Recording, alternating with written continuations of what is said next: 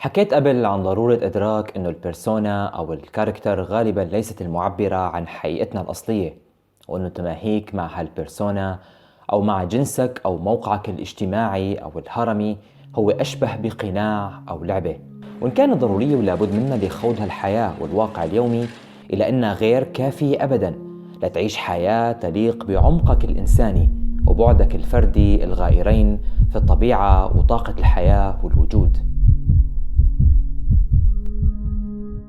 هي البيرسونا بتتشكل أثناء التنشئة الاجتماعية وتوقعات المجتمع، ومرتكزة على سمات واستعدادات فردية موجودة أساساً عندك. أمك بتقلك أنت ذكي كتير، أو أنه شو هالوسامة. أبوك بيقلك أنت أميرة الأميرات ومدللة المدللات وما في حدا بيستاهلك. جدك يحكي لك أنه ما في أهم من العائلة وصلة الأرحام. أستاذك بتوقع منك بس تحفظ وتعدي الامتحان مثل ما هو حفظ وعداه وبلا كتة غلبة إلى آخره. البيرسونا متصلة بالعالم الخارجي أكثر، بينما الأنيما والأنيموس متصلين بالعالم الداخلي أكثر. لاحقاً غالباً رح أحكي أكثر عن شو بدلل وقت بقول الحقيقة الأصلية، والمتمثلة بلغة يونغية أوضح بالذات The Self في محتوى مستقبلي، واللي عن طريق التحقق الذاتي Self Realization يمكن لمس شيء من معناها. لكن قبل ما نصل لهنيك بالمستقبل، من المهم العودة لمفهوم الظل مرة تانية، هالمرة من مفاهيم تانية متصلة فيه، واللي أهمها الإيجو الأنا، وعن عملية التماهي Identification، استجابة لطلب بعض المتابعين.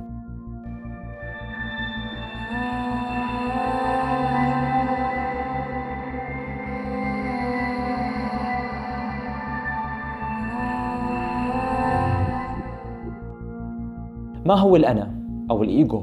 بالنسبة ليونغ، الإيجو يتمركز في وعينا، طبعا يتصل جدا بلاوعينا ككل ساحة الوعي، الجهاز التنفيذي والمتصل طبعا بالجهاز الإدراكي الحسي. الأنا يتمظهر كعديد الأفكار والصور، المشاعر والذكريات اللي بندركها وبنشعر فيها ونقول إن أنا أقرب شيء ندركه ونشعر بوجوده مقارنة بأجزاء أخرى من الجهاز النفسي. والبيرسونا هي جزء من هالإيجو، وكتير ناس بتحمل عدة بيرسونا أو كاركترات مختلفة حسب الوضع الاجتماعي. بمعنى أنك مثلا لو كنت بالمدرسة رح تكون بشخصية مع طلابك، وأثناء الغداء مع زملائك ممكن تظهر شخصية تانية أو بيرسونا تانية، مع شخص معين لحالكم من زملائك في شخصية ثالثة، وبالبيت مع زوجتك وأطفالك شخصية رابعة. حسب الوضع الاجتماعي تتغير الأقنعة والسلوكيات اللي هي جزء من جهاز الأنا. بالموديل النفسي اليونغي يقع الأنا في منطقة الوعي على التصاق بالظل اللي يقع في منطقة لاوعينا. الإيجو يعطينا هوية identity اللي يشتق منها الكلمة الإنجليزية شديدة الأهمية في علوم النفس identification، تماهي. هذا بيعني أنه أثناء تشكل الإيجو نتماهى مع الكثير من الأشخاص والأشياء والسمات المحددة، نخلق صورة معينة عن حالنا بتأثير كبير من اللي حوالينا، والتماهي هو الأداة لهالشي. تبدأ تشوفه بوضوح بالأطفال بعمر عدة سنوات. بحسب التماهي الكلاسيكي مثلا اللي درسه فرويد، الصبي يتماهى مع أبوه حسب عقدة أوديب، والبنت تتماهى مع أمها. يتماهى بعد الولد بالمدرسة مع رفيقه القوي أو المضحك أو المتمرد. تماهت رشا مع دور ذكوري بحت بعد ما قدرت عن طريق هالتماهي تطلع من مأزق ما معين، أو خلاها هالأمر تحصل على حب أحد والديها مثلا. يتماهى معتز مع موقع المدير، المكان الوحيد اللي يعطيه الشعور بالسيطرة والقوة. وكلنا عرفنا شخصية بالصف بالمدرسة تحب تتقمص شخصيات تنشهر بشي مسلسل برمضان، خاصة الشخصيات المجنونة أو الساخرة من الآخرين. تماهيات بداية العشرينات غالباً إلها علاقة بناس أكبر مننا، يبدو أكثر مسؤولية مننا وتقدموا بخطوات العمل والحياة والاستقلالية. عملية التماهي النفسية هي تغيير جزء من شخصيتنا البيرسوناليتي، وإحلال بدالها جزء أو كل موضوع خارجنا، ويصير في توافق وتعبير ما بين لاوعينا وداخلنا الذاتي وبين الموضوع خارجنا. التماهي يختلف عن التقليد بأنه التماهي عملية لا واعية، التقليد خيار واعي وواضح أكثر. ويبدو لي أنه التماهي يتطور من تماهي بأشخاص في مراحل عمرية أصغر إلى تماهي بمفاهيم مجردة أكثر، إيمانيات ونظم أيديولوجية أو فكرية كبرى. وكل ما زاد التماهي مع موضوع ما، كل ما عنا ذلك حسب علم النفس التحليلي بمساهمة النقيض والمختلف عن ما تم التماهي معه في تغذية وتشكيل الظل. هذا بيعني بطبيعة الحال في حال تماهي مثلا مع فكرة أني شخص مسالم لا يمكن أن يصدر عنه أي سلوك عدائي أو غير لطيف، بيعني إمكانية هائلة لوجود وحش عمال يكبر داخلي ويتغذى على أي طاقة عدوانية لا يقبل الأنا الخاص فيني المتماهي بشدة مع صورة السلام عن حاله بالقبول فيها والتصالح مع وجودها. هذا المثال أعرفه بشكل جيد لأني عشته شخصياً. لطالما تماهيت عن فكرة سامية عن حالي، خاصة بمرحلة الثانوية اللي كنت فيها الأول وبأسوأ الأحوال الثاني كتحصيل علمي في المدرسة. كنت ممثلة في الخارج والمسؤول الأول فيها لمدة 3 سنوات عن الإذاعة اليومية. الطالب المثال بالنسبة للإدارة والمدرسين اللي لازم كل الطلاب التانيين يحتذوا فيه. لعبة دخلت فيها بتأثير أهلي والكبار حولي، أكيد شكلتني وأخذت منها، لكنها حاصرتني وأخذت مني كتير كمان. وبالسنوات الأخيرة الثلاثة بالذات مع ازدياد وتيرة عملي النفسي مع نفسي ودفقات جديدة من الوعي، تأتيني بين الفينة والأخرى لحظات تفجر طاقات عدوانية غاضبة بكتير من الأحيان لا أجد لشدتها أي تفسير ملائم، وتجد مكانها عند كل ذكرى سيئة أو موقف عدائي أو سلطوي عشته في السابق من قبل الآخرين. الذكريات والمواقف اللي كنت لا أقف عندها أبداً بحكم أني شخص مسالم لا يمكن أن يغضب أو أن يقف عن توافه الأمور، باتت تصبح حاضرة بشدة بشحن نفسية وعاطفية حية أثناء فترة نشاط العمل الذاتي.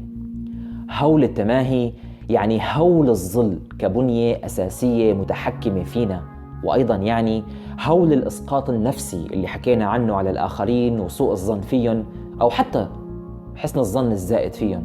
إذا التماهي عملية شديدة الأهمية، لأنه إذا صدقنا أنه الأنا أو تبعاتها من الشخصيات أو البيرسونا حقيقية ومطابقة لأنفسنا، هذا يعني بلا شك نشوء نقاط عمياء، أو بتعبير آخر خلق حواجز لرؤية ما هو معاكس أو مغاير ومختلف. عايش تكون بصندوق ومحسب أنه هي ذاتك وهي هي الحياة، وهذا هو الكون اللي بتشوفه بطبيعة الحال من خلال ذاتك. ولما تبدأ تفكر بتماهياتك اللي ما تخلص، رح تتفاجأ من هول ما خسرته بعمليات التماهي والركون إلى والصور المشكلة عن حالك، وغالباً رح تواجه وحوش وأشكال وألوان من العواطف غير المفهومة والمعقدة والشاقة أثناء عملية هدم هالتماهيات. وممكن جداً تخسر الناس حواليك اللي صعب يفهموا شو صاير معك، وصعب أنت نفسك تمتلك بسرعة نمط موحد وجديد بتماهيات جديدة يتم قبوله وفهمه من الآخرين المعتادين على تماهياتهم وصورا أيضا اللي أهم تماهياتهم مع هرميات السلطة الاجتماعية مثلا. هذا لا يعني طبعا أنه الأنا أو عمليات التماهي غير مفيدة، بالحقيقة ما بتقدر تسوق بالحياة أو بالشبكة الاجتماعية بدونهم، لكن بعد فترة خاصة في مراحل متقدمة أكثر من العمر رح تصبح عائق وقيد إذا لم تتغير وتنمو باتجاهات جديدة ومختلفة أكثر اتساعاً. يعني على سبيل المثال، بدل التماهي مع بلدك أو طائفتك أو الثقافة اللي جاي منها، يبدو ملح أكثر من أي وقت مضى نتماهى مع أفكار كونية حول الإنسان والطبيعة، ندفع بخلق أنماط جديدة من الأفعال والأفكار تهتم بحماية الإنسان وكرامته بأي مكان على سطح الأرض، وحماية البيئة والتخلص من سطوتنا السيئة عليها وعلى شركائنا من المخلوقات الحية.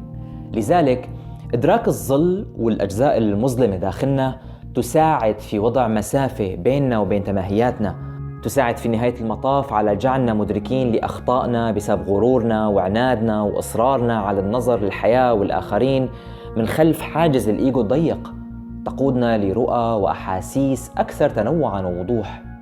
وإذا سألتيني ليش مركز أكثر عن ما هو مضر في التماهي إذا كان هو مفيد ومهم بغير محلات، ببساطة لأنه بوضعنا الحالي التخلي عن التماهيات أصعب بكثير من الحفاظ عليها. لذلك عدم حديثي عن ضرورتها وإيجابياتها معوض بسهولة بقائها. وبيهمني تعرف أني مدرك وأشعر أن الثقافة والتقاليد إلهم مكانهم ومعناهم أيضاً، لا أدعو لهدمهم أو الانسلاخ عنهم، أدعو للتشكيك والتفكير فيهم فقط، خاصة إذا كانوا مجرد تقليد أعمى وخيار غير مفكر فيه أبداً.